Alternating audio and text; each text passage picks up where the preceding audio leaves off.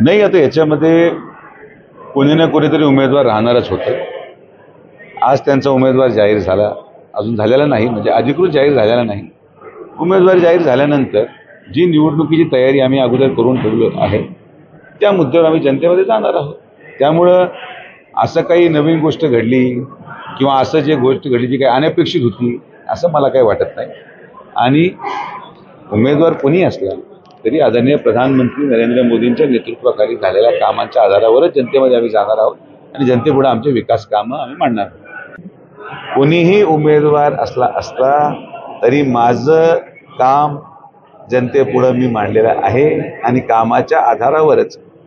मला एक गोष्ट स्पष्टपणे सांगायची आहे की निवडणूक बिनविरोध होणार नव्हती, कोणी ना कोणीतरी उभं राहणार होतं.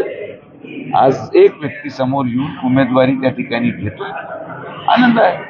त्यामुळे मी कोणालाही कमी आलेखणं किंवा कोणाचं त्या ठिकाणी नजरअंदाज करणं किंवा समोरच्या उमेदवाराच्या अनुसार रणनीती बदलणं हा माझा स्वभाव नाही. मी जी रणनीतीच्या आधारे चाललो त्या रणनीतीच्या आधारावरच चालत राहणार, हेच माझं धोरण आहे आणि हेच मी गेल्या अनेक वर्षापासून करत आलेलो आहे. त्यांच्या भाषणाचं उत्तर सभेमध्ये दिलं. मीडिया हे माध्यम असू शकत नाही. आरोपाचे उत्तर हे सभेच्या माध्यमातून दिले जातात. तर जेव्हा आरोप जे झाले त्याची भूमिका खाली कार्यक्रमादरम्यान आमचे कार्यकर्ते उत्तर द्यायला सक्षम आहेत, त्याला काही माझी आवश्यकता नाही.